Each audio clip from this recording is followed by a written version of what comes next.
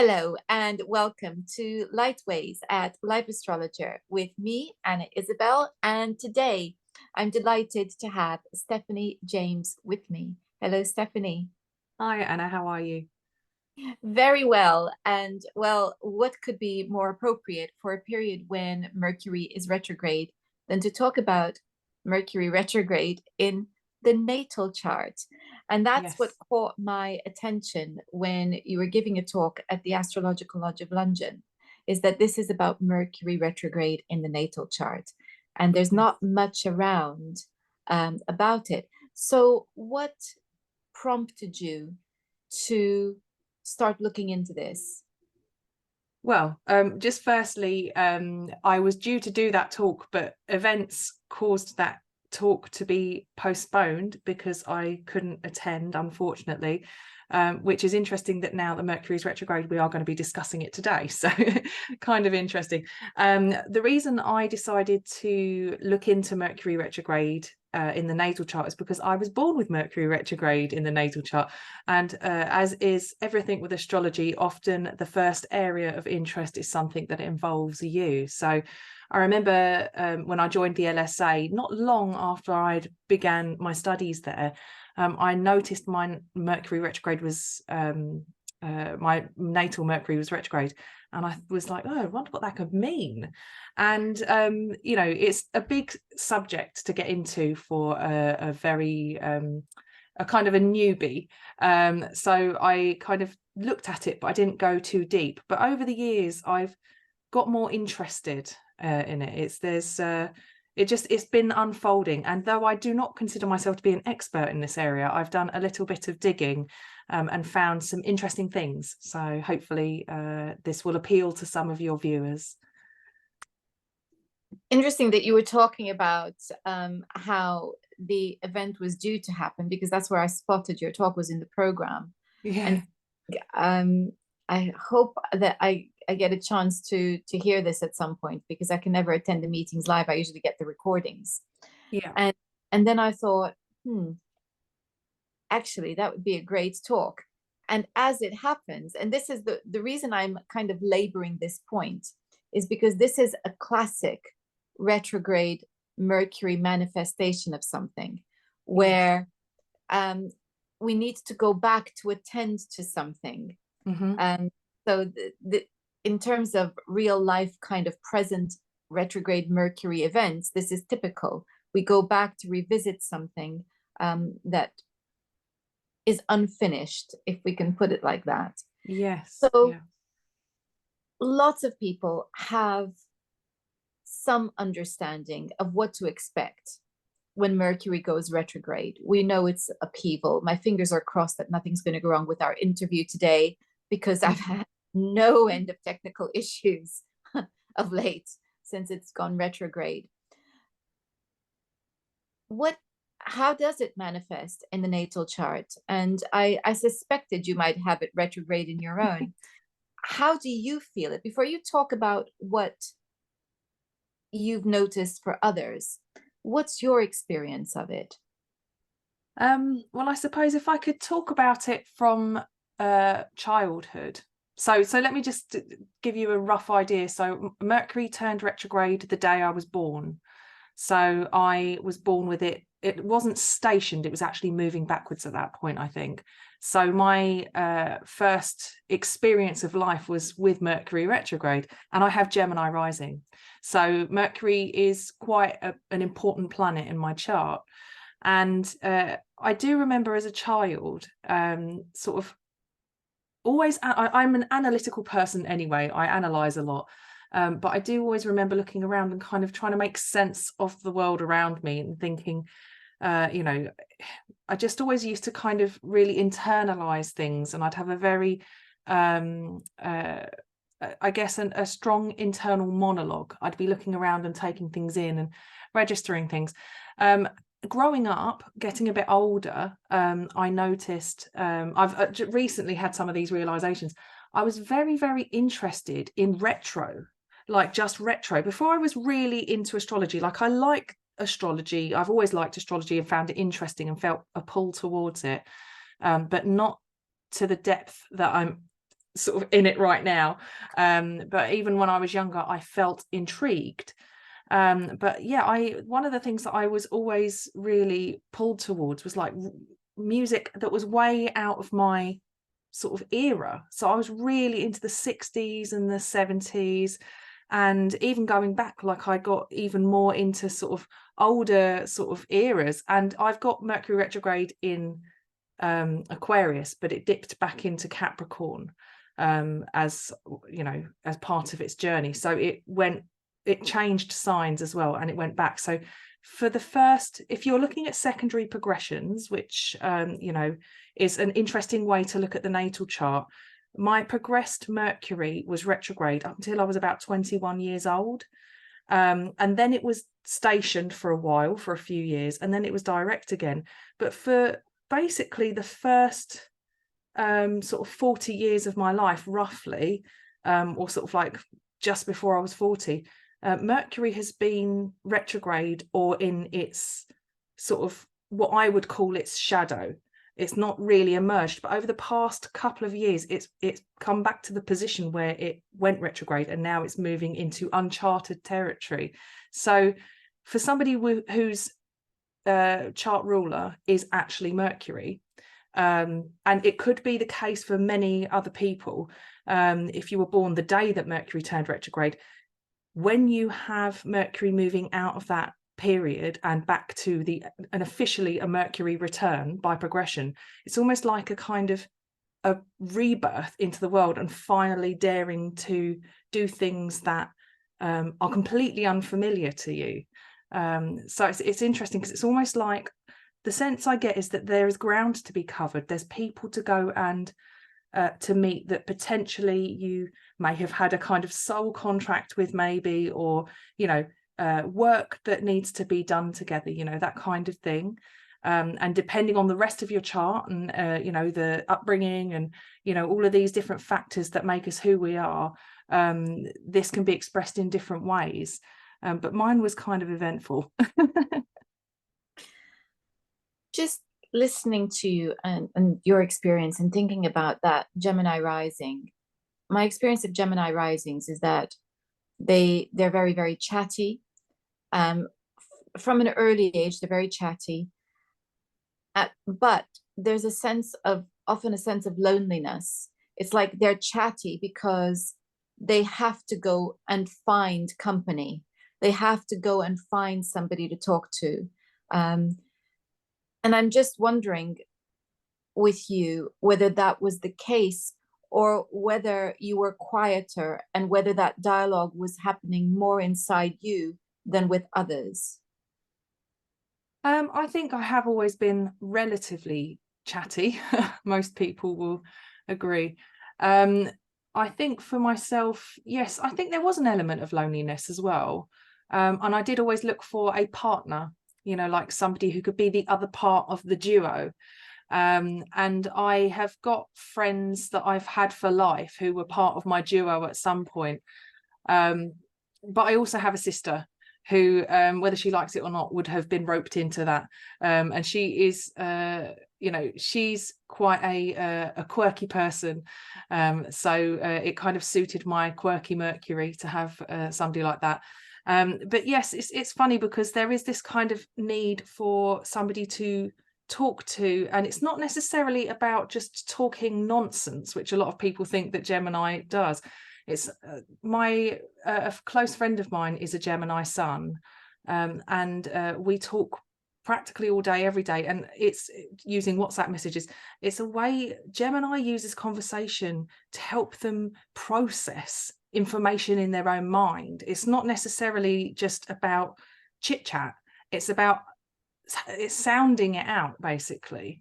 So I think that there is an element of literally being able to process the environment through conversation, and actually make some really big decisions, because the second you hear certain words and phrases coming out of your mouth, you realize this doesn't make sense when you say it out loud, you know.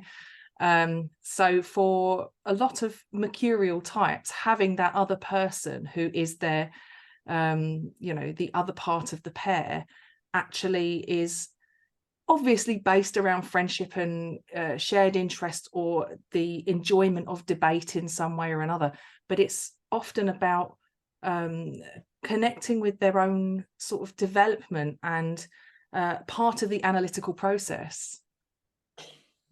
Interesting you should say that, because when I was a teacher and I spotted Mercury in air signs in my children, I always made sure that they had somebody to talk through what they were learning with. Because I knew that in terms of their learning style, they needed to say it out loud in order for Sounds like you're the kind of teacher that I could have done with growing up. Yeah. Well, I learned a lot of astrology when I was a teacher, if I can put it like that. Yeah. So that's what I really did, and I always recommend when I have clients who are going through exams and I see that Mercury in air signs, to help them, to find a study buddy that they can actually study with, etc. Having Mercury in Gemini myself, I know that when I need to remember things, saying it out loud is good. Yes. Apart from the need to talk, as I'm sure anyone who has watches me on a regular basis will appreciate. I I talk. So, okay, so far, what you've said, and can I ask what sign Mercury is in for you? For me, it's in Aquarius, in early Aquarius. In fact, Pluto's just about to That station on top of it. that's right. You said Aquarius, and I Yeah. just for a moment forgot that. But I was just thinking about that because so far what you've described sounds to me like Mercury in an air sign. So I'm wondering how your retrograde Mercury, before we begin looking at the secondary progressions when it goes into Capricorn, because I think that's interesting in itself.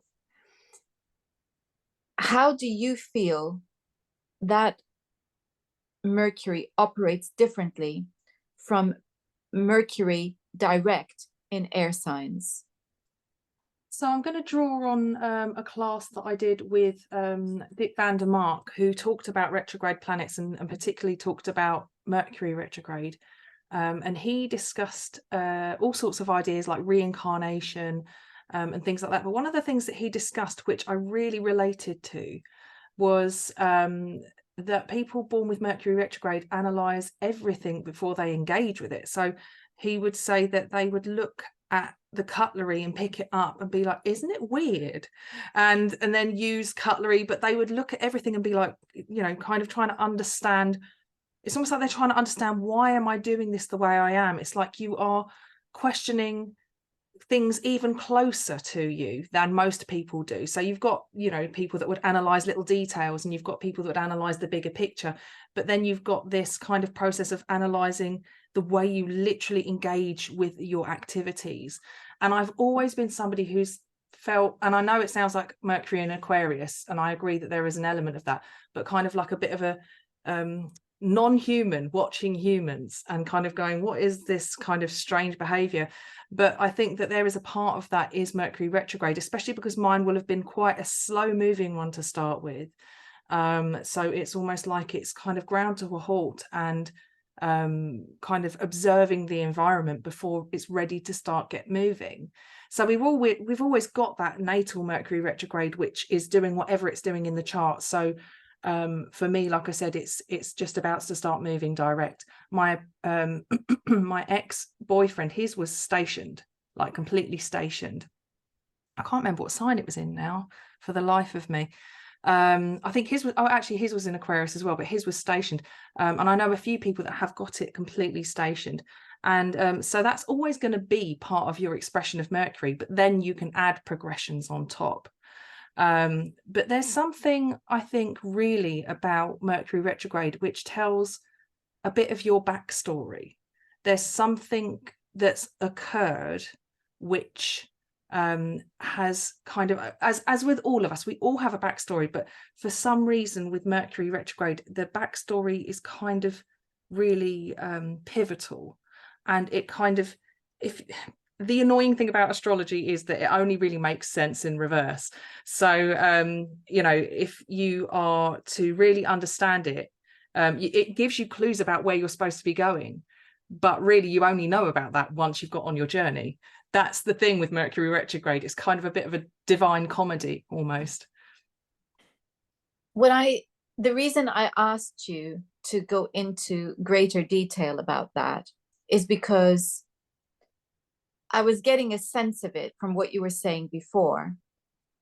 But my experience of watching this and hearing clients talk about their experience is that this is a very introspective Mercury. Yes. And what you were talking about there of that need to question and process before engagement makes me think about the extraordinary number of times I've seen Mercury retrograde in clients' charts and heard that as children they didn't talk.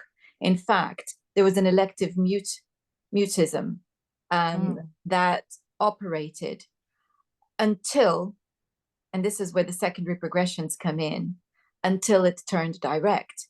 And when I ask my clients whether they remember why they didn't want to talk, and some of them, you know, they were dragged to doctors and specialists, and they were perfectly capable of talking. They just didn't want to. Sometimes there was trauma and they didn't feel safe talking. But other times they just didn't feel the need to. They just thought, I don't need to. So there was a space of needing to, I guess, understand the world that they lived in before they wanted to verbally engage with it. And of course, this is why I asked you whether you were chatty as a child, because I was wondering whether with you, whether there had been that period of quiet. But there was. I definitely was. I could be chatty, but I was more aware. I think I was more aware of how different I was to other people, which you can say is a Mercury and Aquarius thing. I just know, and even in my adult life, I would often say things like I'd watch people just doing normal things and say, isn't it odd that people do this? And people sometimes look at me and say, no, not really, because they're just not in that same lane as me as of thought. But I guess, you know, it's, I think it's a kind of a gift to see things so differently, because it's, you know, it's a way of thinking outside the box, really. And Mercury retrograde is definitely that, if nothing else.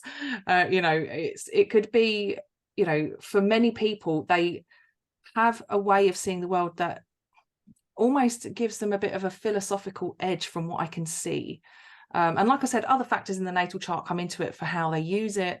But it's often, you know, the way that they see the world is eye-opening for other people.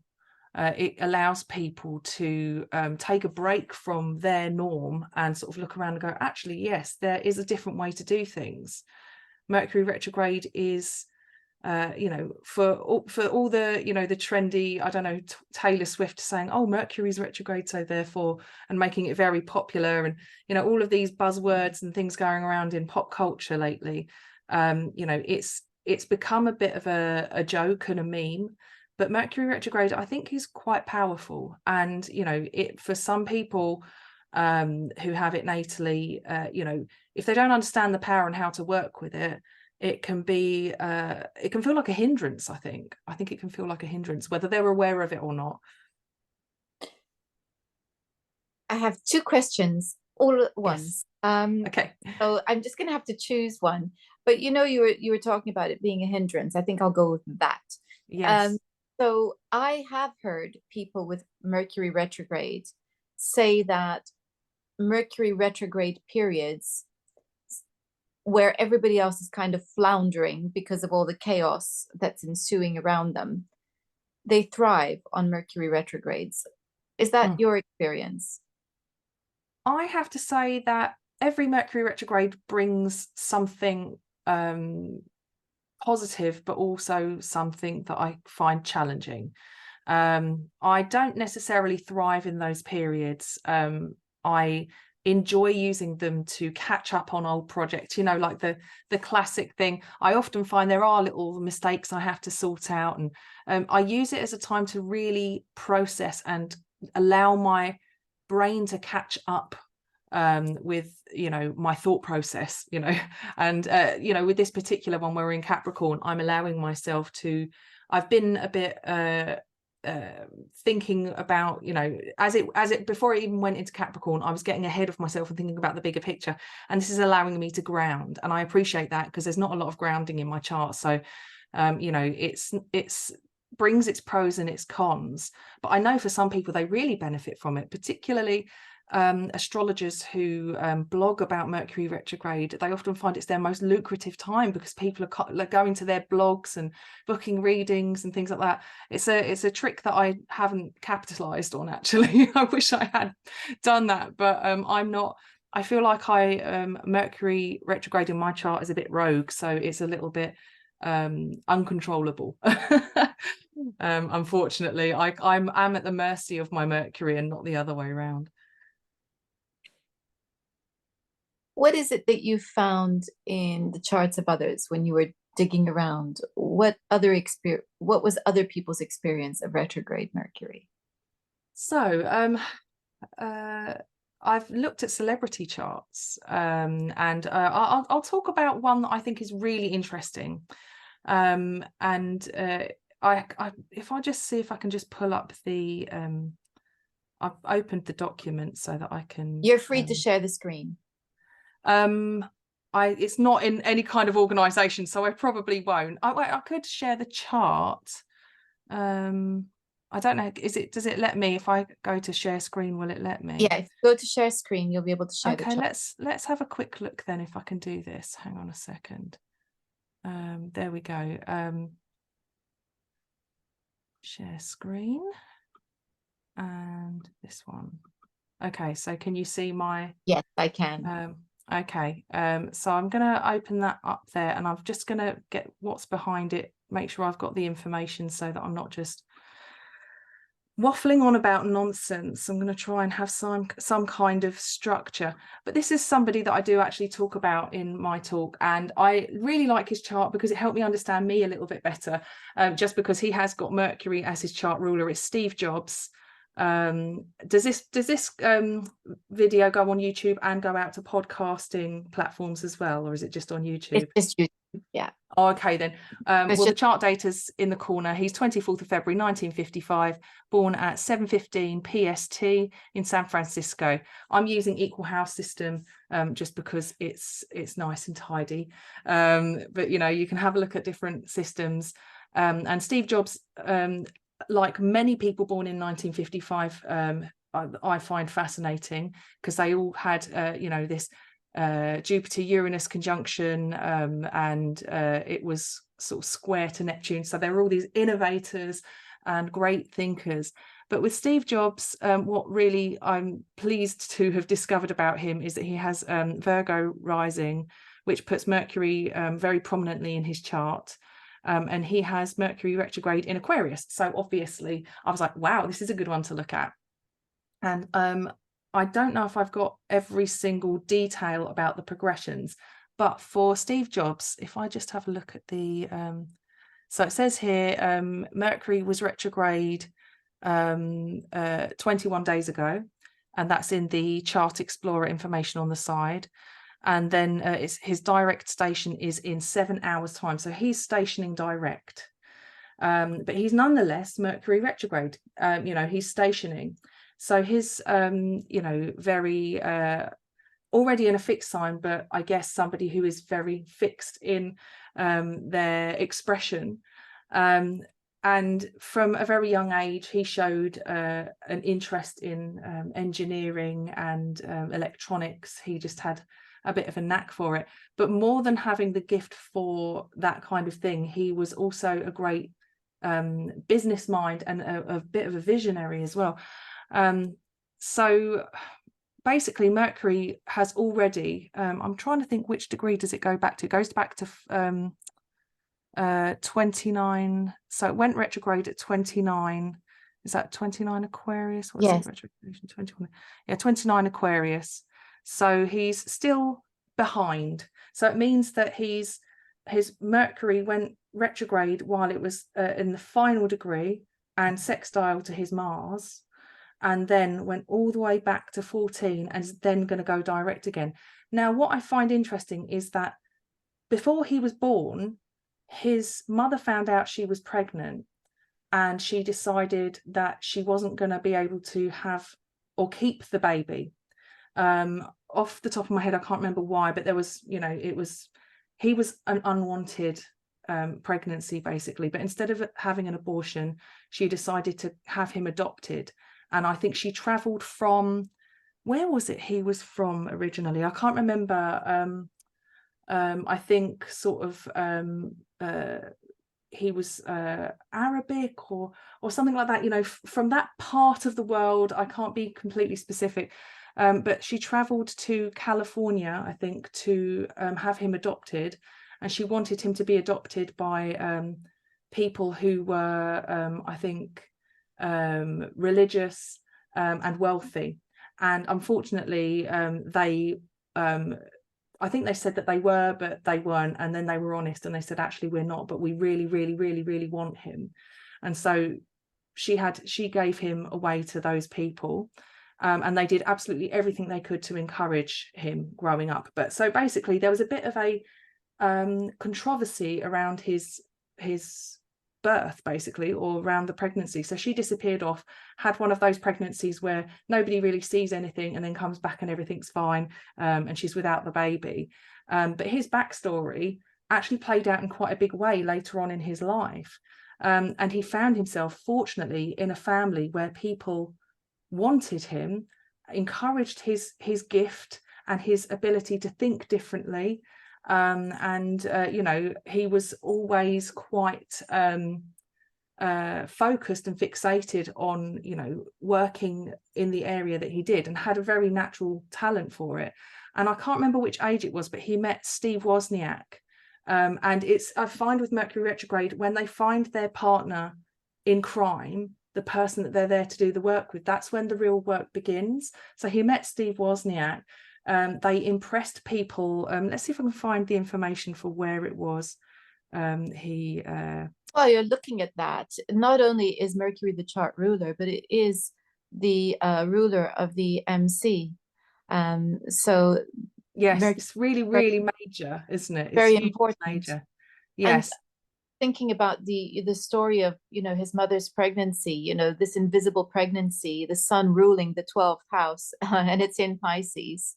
Yeah. There's this, you know, the invisibility of the pregnancy, and Mm. Pluto sitting in that 12th, also speaking its own story, and the adoption, the dispositor of the moon being Mars in a square with Uranus as well. So there's quite a lot there. Yes. Yeah. So I think, yes, what she did was she spent the mum spent the summer away, and she didn't involve the father in the process. And she went to San Francisco, that's it, without anyone knowing. And then, yes, it was, she wanted a Catholic, well-educated and wealthy family. And they, what it was the couple that she was going to give him to changed their minds. And then she placed him with Paul and Clara Jobs, who lacked wealth and college education. And they didn't want to hand him over to those people. But actually, when Paul and Clara pledged to fund his college education, she agreed. So they did everything that they could. So let's have a quick look over here. So, oh yes, so when he met Wozniak, I think that was at age 13, Mercury was trine his natal midheaven at that point, and opposite his moon. And around that time, he met Wozniak. Yes, go on. Was that are we talking about the secondary progressed Mercury being trine the ascendant? Yes. So that's by secondary progression.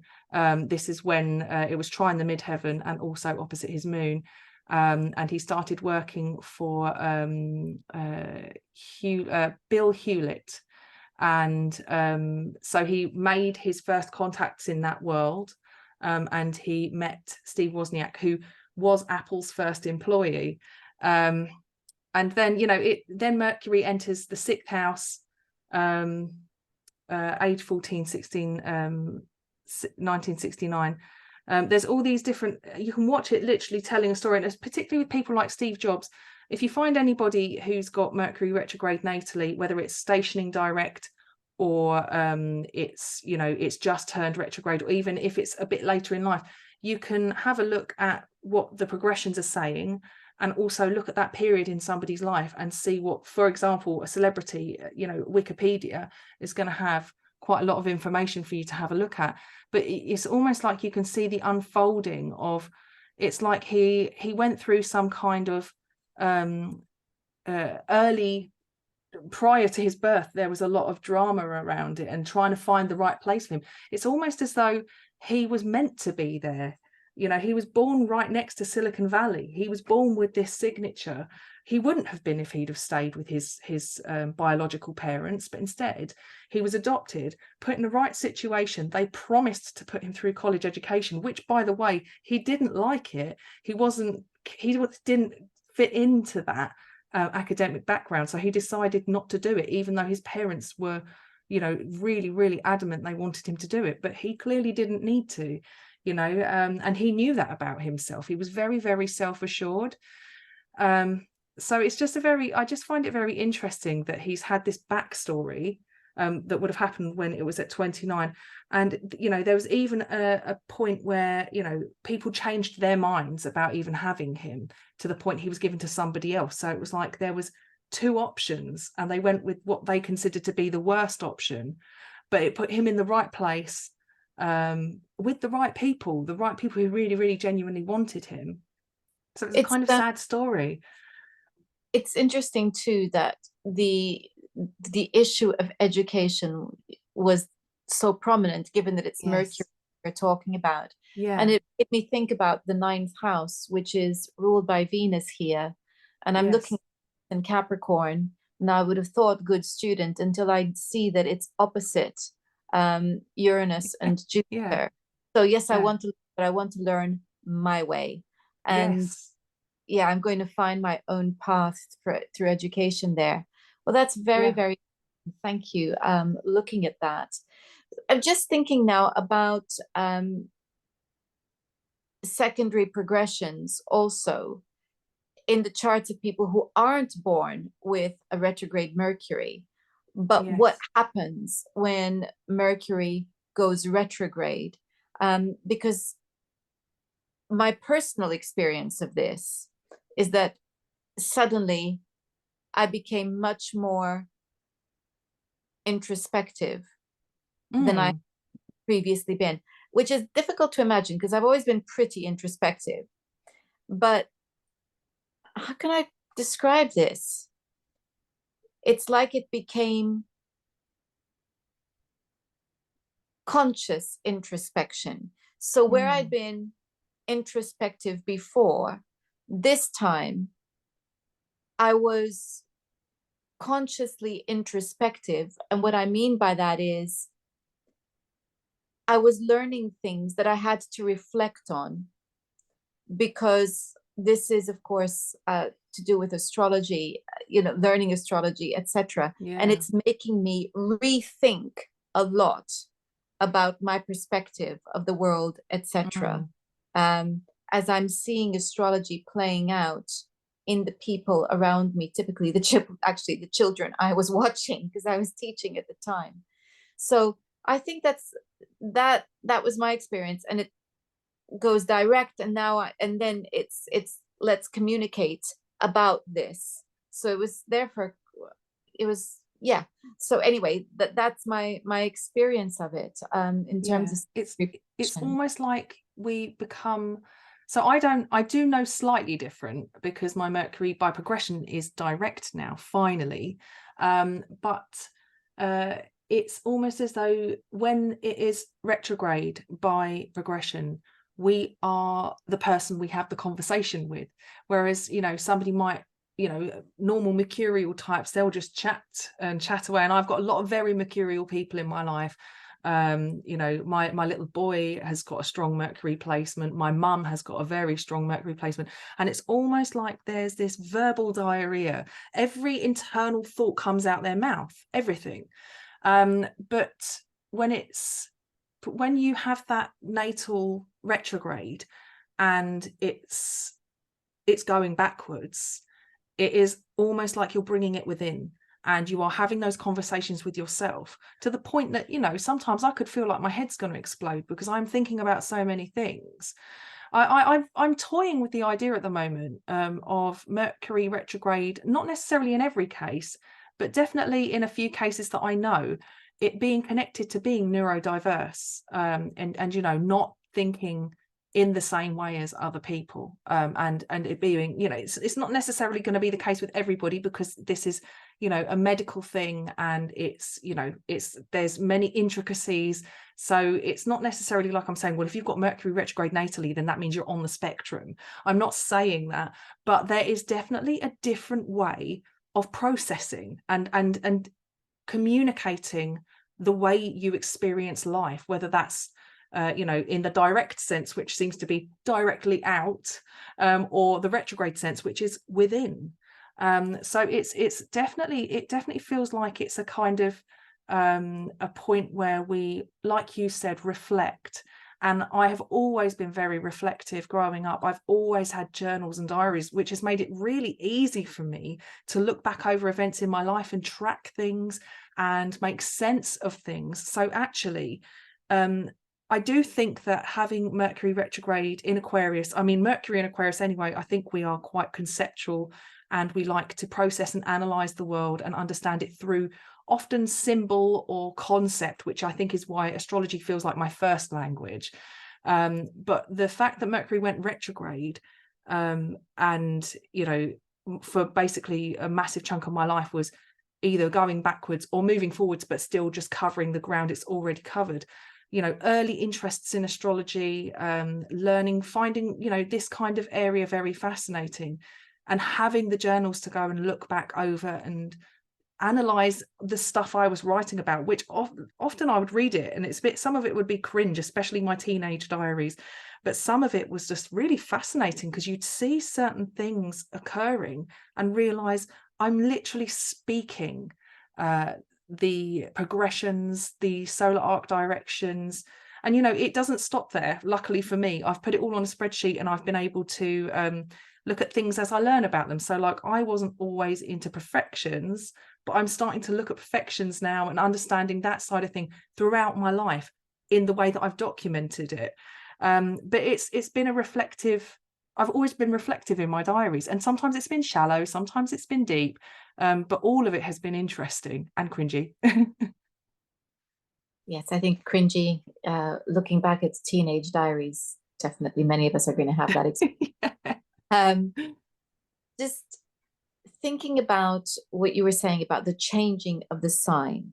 So because you were born with it retrograde, it changed signs from Aquarius to Capricorn. And I'm just wondering how you experienced that. How did it manifest itself? And are you still in Mercury and Capricorn? No. So it's now out. I just want to, if it's okay for me to do it while we're here, I'm just going to see if I can find my chart just to check it, because I want to check the dates that it actually, if I can, if it'll let me. I'm trying to think when it actually, because my Mercury is at 2 degrees. Is it going to allow me to do that? I don't know if it will, without going into it in too deep a way. But yeah, my Mercury is at 2 degrees Aquarius, and so it would have been very early on that it initially changed signs. So really we'd get more perspective of it going out, that rather than when it went in, if that makes sense. So let me just see if I can just go back by a few years just to double check the exact date. So it went back into Aquarius from Capricorn in 2019. Oh, actually, yes, it would have been 2019. And what's interesting, what's really interesting about 2019 for me was when I might be revealing a lot about myself here, but I guess that's just me. I just do. I'm always a bit of an oversharer. But that's when I realized that I had I am on the spectrum, basically. And that's when it dawned on me in a big way. And from then I've been kind of detoxing. I'd stopped having dairy for certain reasons, and I was also really aware that actually you know, I do think very differently. And I know that you can look at astrology and say, well, you know, there are certain things that would describe what you are. Basically, you know, Scorpio moon is deep person who's going to be probably quite reflective if they've got a Gemini ascendant and they like to write. And Mercury in Aquarius, which is in a fixed sign, you know, it's going to be a very you know, analytical kind of chart. But to understand it in reality, which might be part of where it's shifting from Capricorn to Aquarius, it's like trying to fit into reality. And then when you realize you don't necessarily fit into what is normal as far as earth sign Capricorn is concerned, is pretty straight edge normal, isn't it? And I'm a Capricorn sun, so like it's a conflict for me. It was like suddenly having this moment of, oh wow, I didn't actually realize that, and then having this ability to start researching it. But on top of that as well, you know, it's when I started writing horoscopes for Elle magazine.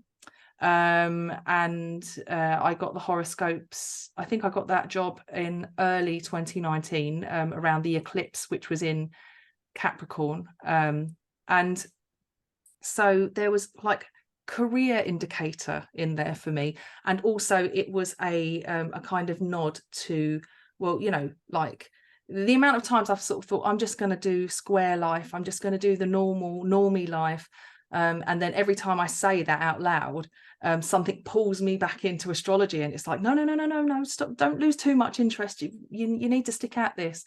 And that was a big one for me. And as soon as I got that, suddenly all the people that thought that, you know, that this Capricorn, Miss Capricorn sun, who does crave a little bit of not necessarily recognition but respect, you know, people went from sort of like joking about what I do to going, oh wow, oh, you're pretty serious about this then, you know. So that was quite an interesting one for when Mercury was about to change from Capricorn to Aquarius. What I can speak to as far as it shifting from Aquarius into Capricorn is potentially my early image of the world being a bit of a magical place, and being a place of, you know, probably being very young and a bit neurodiverse and trying to make everything fit into categories and trying to understand the world in the way that I want to make sense of it, and then being thrown into a world that doesn't accommodate that process. And on top of that, my mum would often be the person that would talk to me about astrology, and she'd say things, talk about herself being oh, I'm on the cusp of Virgo and Leo, and I've got some very stubborn Leo traits and stuff, and I'd be very interested. And so I'd be a young girl looking at stuff and thinking, like, how does that fit in? How does that fit in? Because I believe that, and trying to make it, integrate it into my reality in a sense.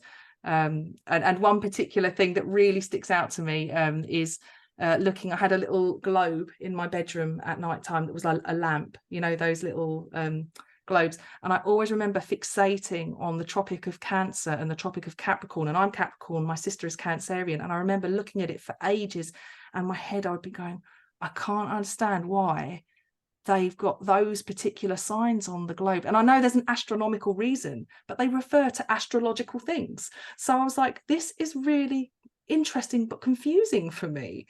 So yeah, it was an interesting kind of time, because I was toying with these alternative ideas back then. It's very it's made me think about a number of things, Mm, and I'm just trying to think which way to go here. But I want to come back to that shift of Aquarius to Capricorn, because I think you're right. I think it is this dictating how you must be that comes from Capricorn. But maybe I would I would say that you were born a Capricorn for a reason, and maybe it's to find a way of bridging that gap between the respect for variety mm-hmm, and remembering that, you were talking about neurodiversity, and it is mm, the buzzword of the moment. mm-hmm. I don't know why it's taken us so many centuries to work out that people think differently and process differently. you know Yeah, it's like, yeah, oh please, do we need to have a yeah. buzzword for It's something obvious? I it actually think it is quite an obvious thing, but I also think, and I'm going to sound like a wild feminist here, but I think that for women it's been oppressed. So like the upsurge in understanding the difference in thought process and processing the world around, like people with ADHD and autism, who are, you don't have to be profoundly on the spectrum. If you're experiencing it and it's affecting your daily life, it's people who have it will be in agreement that it is not easy to function in a world that's designed to accommodate neurotypical people. And I do think that it's men have always been given a bit of I don't know, it's been a much more relaxed way for men to sort of be different and to behave in different ways and to achieve in certain things. Whereas with women, it was just you're hormonal, or you're anxious, you've got depression, you're bipolar. There's all these different ways of telling women that they're not neurodiverse, when actually this upsurge, and the reason it's a buzzword is because we've been given the information, we've been told this is how it presents in women, and actually now we're all saying, oh yes, it makes sense, my whole life has fallen into place. And it's, yes, we do think everybody thinks in their own specific way, but there are typical ways which enable you to function in a um in a way that, I mean, they call it like a disability, and it feels like where it's not so helpful in some areas, it's actually majorly helpful in others. I So yeah, I it's would weird, it's difficult.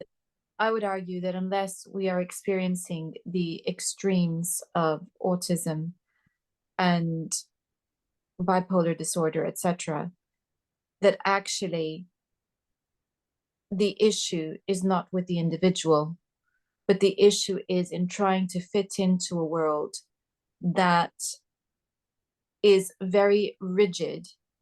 And I think this is the case for both men and women. Yes. It's very rigid in what is expected of you.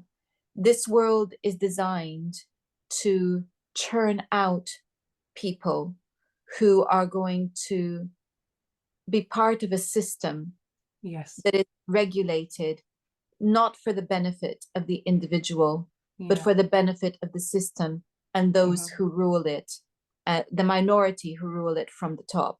Mm-hmm. So you either fit into the system or not. And we can see that because the emphasis in terms of education is all about being logical, rational, which predisposes you to only think of the world in a materialist, linear way. Yeah. And so anyone who is more imaginative, more sensitive, more emotional is going to feel out of place in that system, Mm-hmm. Mm-hmm. whether or not they would be classed as being on a spectrum of some kind. Yes. So, this is the issue, and it affects boys as much as it affects girls, Of course. because all of us are emotional beings, and there's a huge part of humanity, of being human, the human experience, which is out of place. And the success that you have in this system is determined by how well you suppress those parts of you that make you human. And I don't mean that being logical and rational isn't part of that, but the parts of us that make us a whole human, rather than just the selected bit that's useful to the system. So I think it's a huge thing. And so what I guess we're saying is that if you have a retrograde Mercury in your chart, you are one of those people who may find that the system in some way does not work for you. Yes. And that it's not possible for you to suppress this. So I think that that's a very important thing for people to understand, because having worked as a special needs teacher as well, I could see how utterly destructive it is to an individual's confidence and self-belief and appreciation. Yes.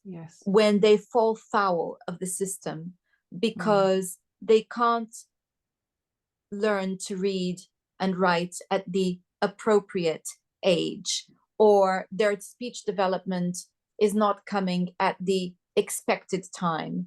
And we're creating manuals for things that shouldn't have manuals. Since I've become a mum, it's been such a huge eye-opener for me, because I've entered a new world. And also that kind of happened around the time my progressed Mercury went, I had my return and it was moving forward. So this is all part of my new life, where I was born again. But part of being born again was becoming a mum, and seeing my little boy, who has hit the milestones when he's supposed to, or slightly earlier even, but seeing other people with children who have hit their milestones later, some much later, but I just understand that firstly, there's literally no one who knows what they're doing when they go on this journey of motherhood. You think you've got all the books, you think you know what's going on. I spent about 9 months looking at everyone else thinking they got it all figured out, and I hadn't got a clue what I was doing. And actually, I realized about 9 months in, no one's got a clue. We're all just winging it. And on top of that, our children they're developing at the rate that they are ready. There's no rhyme or reason to it. In the same way, there's no rhyme or reason to who you love. It's like you fall in love. It's this kind of thing. It's beyond our control. And there's no way you can write a book about it that's going to fit everybody's experience. It's not mechanical. We're not machines. Yes. And that's what we're saying, is that we're not machines. And I think this is what I'm understanding speaking to you, is that Mercury retrograde in a chart is one of those markers that indicate that this is somebody who's going to be looking at the system and thinking, uh-oh, I don't know that there. And so then if we are parents, then it's a question of how do we support our children so that they have that confidence, despite the fact that they're not going to, and you referred to yourself or other people as normies. Yeah, absolutely. It's because this is the stuff of life. And the beauty of astrology is that it actually helps us to see the variety that is there within each of us as individuals. So it does quite the opposite of pigeonholing. Like, a lot of people really think that I've been pigeonholed as a Virgo. No. Take a look outside your sun sign, have a look at the rest of the chart. You are so different. And even if you're born at the same time, same date, same place as somebody else, that does not mean you're going to have the same experience. We are all different, and I really feel like astrology is testament to that. It most definitely is. I think when I first encountered it in my very early 20s, I think I might have been barely 20, 21. What it showed me, which was really crucial for me at the time, is that nobody has life figured out, Yes. and that we Yeah. all come with baggage, Yeah. and that we're Yeah. all equally vulnerable and equally mixed up, just in different ways. That's Yes. me. And that was huge for me because Yeah. it made me look at people in a very different way. And Yeah. and that is a gift that astrology gives Oh, us. I know. It's something that I am so grateful I really found myself at a point in life getting deeper immersed into, because sometimes when somebody upsets me, I can look at their chart, say it's like a family member, and suddenly I understand a bit with a bit more perspective what they're experiencing or battling with at that time in their life.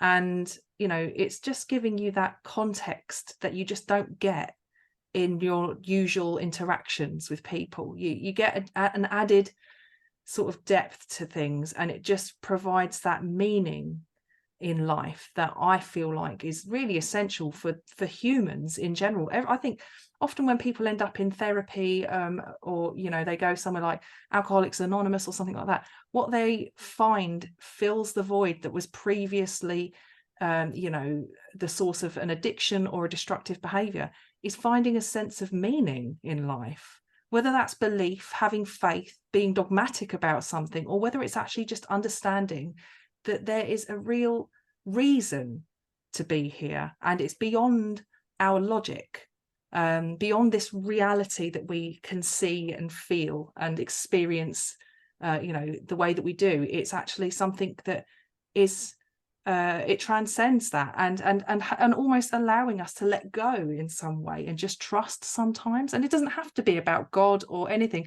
It can be literally like looking at a chart and saying, I see their struggle. It's a beautiful thing. And I think with Mercury retrograde, just bringing it back a little bit, I think that we do often with Mercury retrograde find ourselves diverted at some point. And I know that I wanted to study astronomy at college.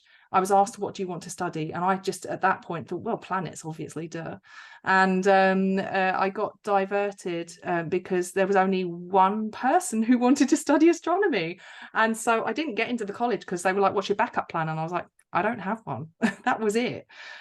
So I got steered away from that side of life, and I just went into the world of work instead.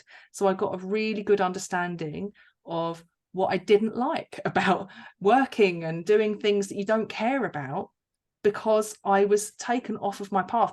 Perhaps if I'd fallen into it at an earlier age and just was lucky in life. I was just looking at Gillian Anderson's chart, and she's born so far either side of Mercury retrograde that it's not really affected her early life, and sort of finding her feet and building her reputation. So she's kind of unaffected by it in a large way. And she fell into what she does, and she made the right connections, took the right projects, has always stuck at what she's passionate about. And I didn't have that good fortune. I think that Mercury retrograde was like, well, hang on a sec, let's just take you on a little journey back here. You need to go and do a few things first and experience a few things before you start on your journey. Now, you used the word good fortune there. Yes. That's making me think about traditional astrology, where retrograde planets never mean anything good. Um, Mm. Particularly when we're looking at, a question that's asked, a horary chart. And I think that's the thing, is that we have become very conditioned to look at retrograde planets and look at them as unfortunate. There's a malefic aspect to a retrograde.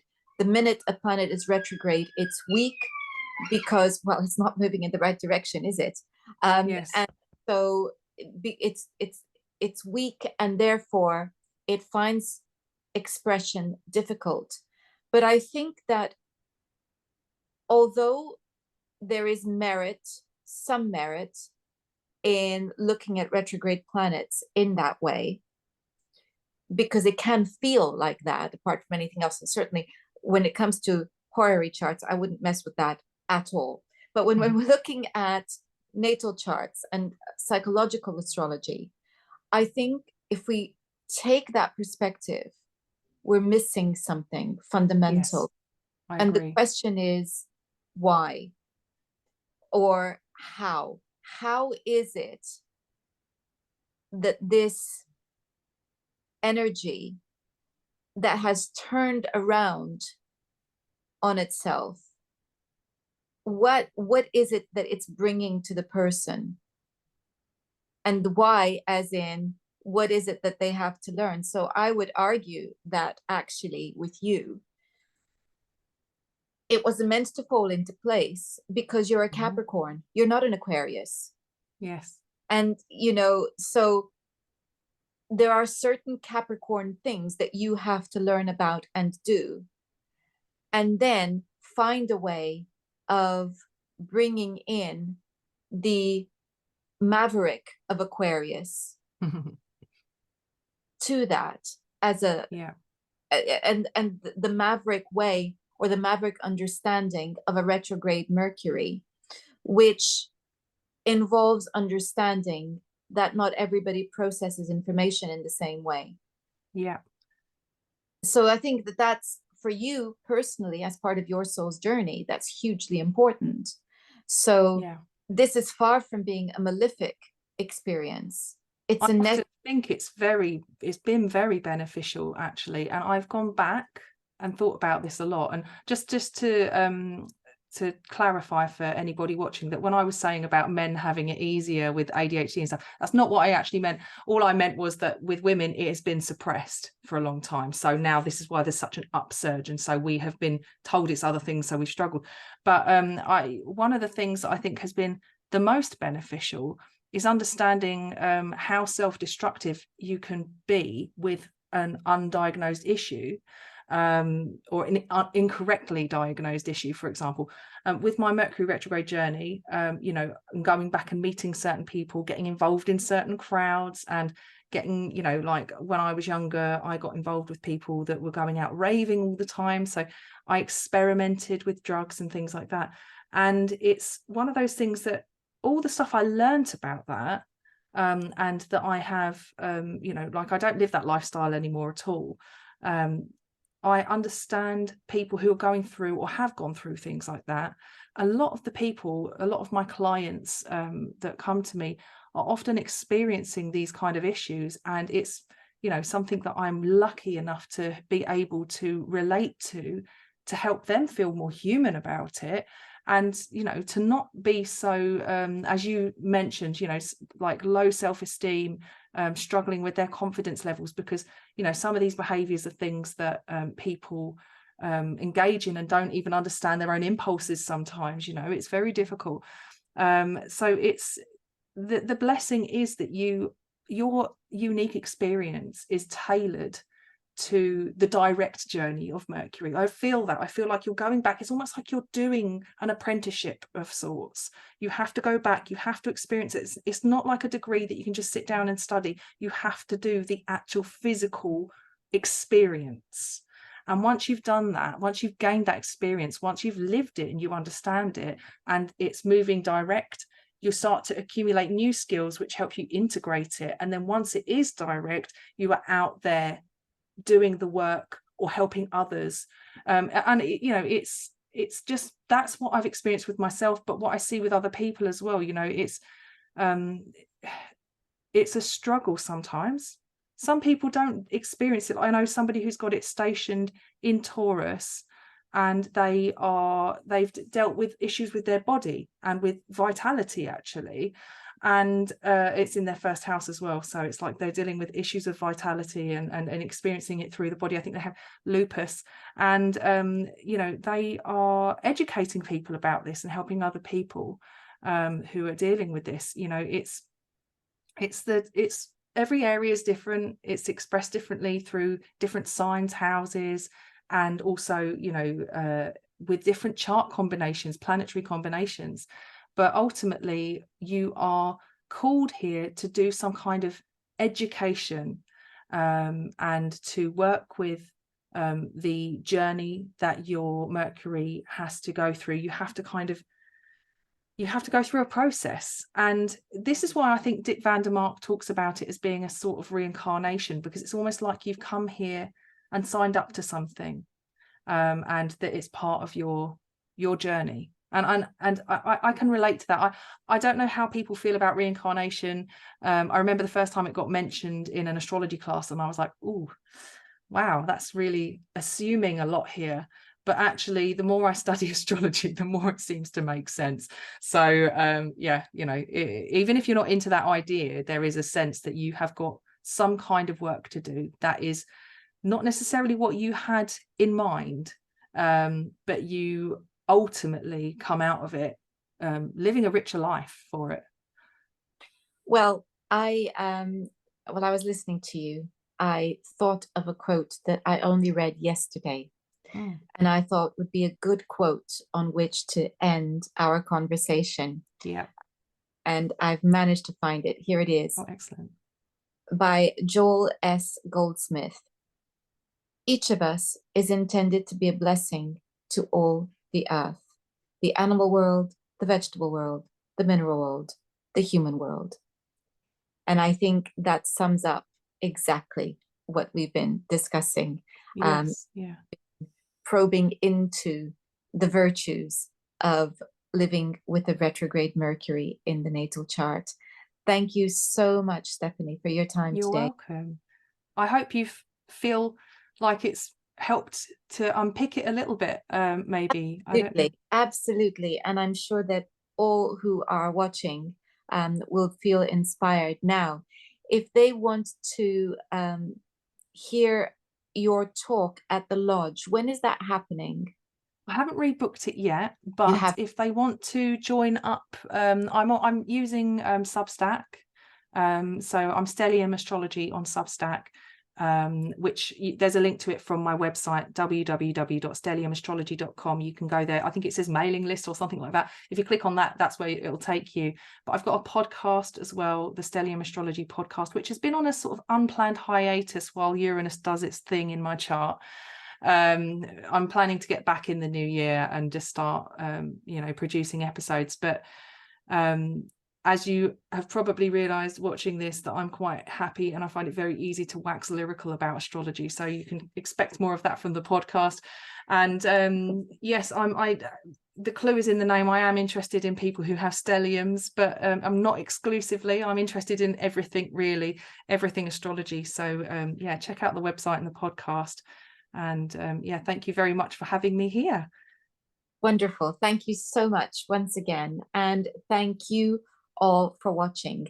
Now, next time, we're going to be looking at something that not so many people know about, Antisha.